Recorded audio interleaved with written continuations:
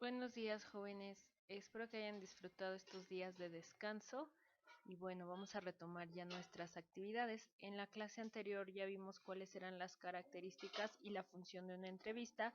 Les pedí también que ya fueran seleccionando el tema con el que van a trabajar su entrevista. Y pues el día de hoy vamos a ver el tema: diferencias entre el diálogo formal e informal en situaciones comunicativas. Nuestro aprendizaje esperado es respetar la integridad del entrevistado durante la entrevista. Bien, vamos a iniciar con el lenguaje formal. ¿En qué situaciones se utiliza un lenguaje formal? Pues como su nombre lo dice, en situaciones formales o situaciones serias. También cuando hablamos con personas adultas o personas de autoridad y con desconocidos, porque aún no hay como familiaridad entre ellos.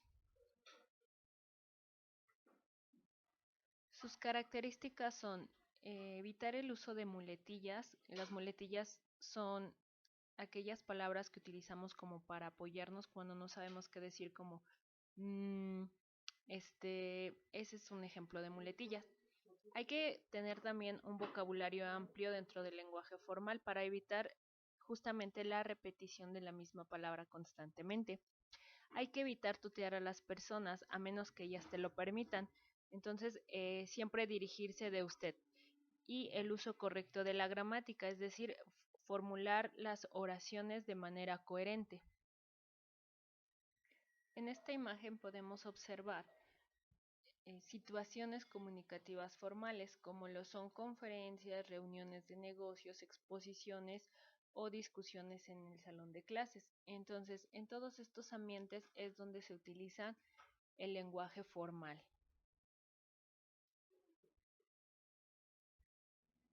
El lenguaje informal es aquel que utilizamos en situaciones donde hay un poquito más de confianza con las personas, por ejemplo, con amigos o familiares.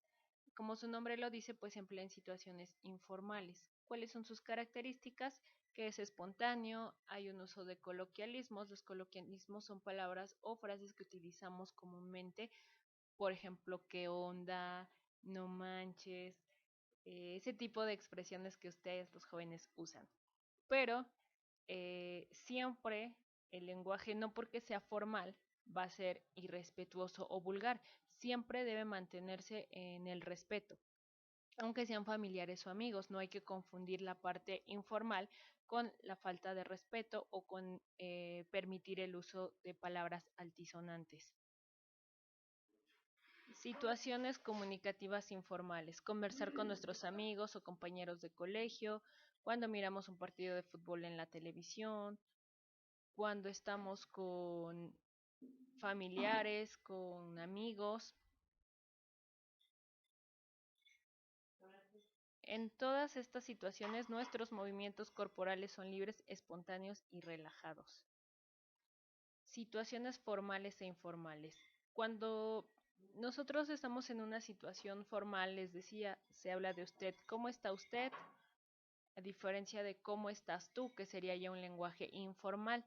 Cuando ustedes tengan duda de si es una situación formal o informal, igual pueden utilizar el hola, ¿qué tal? Entonces eso evita que te dirijas a la persona directamente y así ya no utilizas el usted o el tú.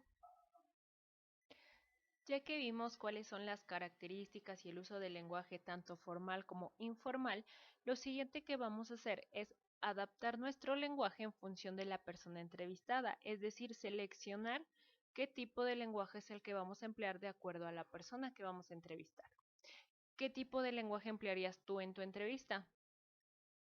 Bien, para ello lo que debemos hacer es un análisis de esa persona y del tema que vamos a realizar la entrevista. Entonces, vamos a considerar su edad, sus conocimientos, su puesto, es decir, qué es lo que él hace para poder determinar si utilizamos un lenguaje formal o un lenguaje informal. Recuerden siempre dirigirse a la persona con respeto y saludar y agradecer el tiempo. Hablarle de usted a menos que la persona te permita tutearlo. Vamos a ver más adelante un ejemplo de una entrevista que se realizó a una banda de rock. Entonces, van a ver ahí cómo se pueden hacer entrevistas con una parte informal, pero siempre llevando a cabo el respeto. quiero que vayan les voy a dejar el link de esta entrevista que es de un programa llamado Conversando con Cristina Pacheco. Es una entrevista que realizó a una banda de ska llamada Panteón Rococó. Entonces quiero que observen cómo ella en todo momento es respetuosa con ellos, al igual que ellos con la entrevistadora. A pesar de que ellos son de una banda de ska, que la situación es informal, siempre hay el respeto. De hecho, hay una parte en la que ella le dice al vocalista de esta banda, ¿te puedo hablar de tú? Y ya lo que él dice, sí, claro. Entonces eso va haciendo la situación un poco informal, pero les repito, el respeto siempre. Entonces observen esta entrevista los primeros 15 minutos. Si pueden saltar la canción, lo que me interesa es que escuchen la entrevista. Entonces, lo que van a hacer después es investigar sobre el tema. Ustedes ya seleccionaron el tema, ya tienen propuestas de personas a las que piensan entrevistar. ¿Qué características debe cumplir esta persona? Debe ser una persona experta en el tema o que se considere de autoridad dentro del tema para poder hablar de él. En este caso yo les voy a poner un ejemplo.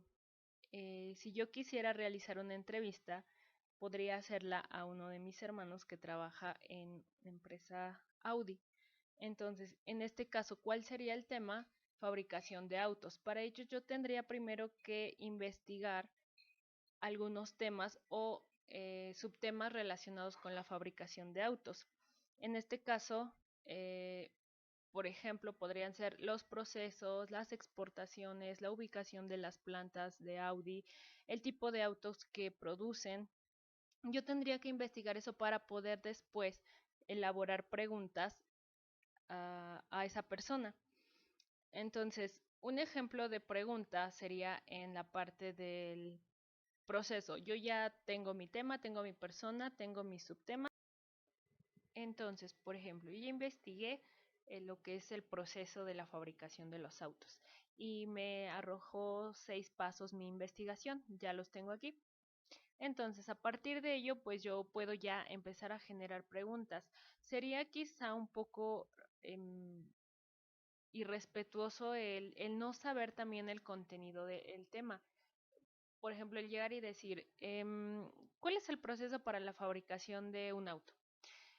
Se escucharía un poco más formal si tú dijeras, dentro de la fabricación de los autos, el proceso que se sigue es el diseño, la carrocería, la anticorrosión, la pintura, el ensamblaje y posteriormente la entrega al cliente. Esto es cierto, ya que la persona te responde sí o no y entonces ya te va explicando. Otra pregunta que se podría derivar de ahí sería, ¿usted en qué paso del proceso participa? Puede decirte, por ejemplo, en el ensamblaje. Muy bien, ¿y qué es lo que más le gusta de su trabajo? Ya esperamos a que la persona responda. Y de ahí podríamos decir, a mí me parece muy interesante la parte del diseño. ¿Usted conoce a diseñadores de autos? Pudiera ser. Y entonces el hecho de que tú ya tengas conocimiento previo te permite llevar a cabo esa entrevista de manera en la que parezca una conversación, no únicamente una pregunta, respuesta, sino que ya te vas involucrando más y a la persona también se le va a hacer más interesante la entrevista que tú le estás haciendo. Entonces, esa es la importancia de que ustedes tengan conocimiento sobre el tema.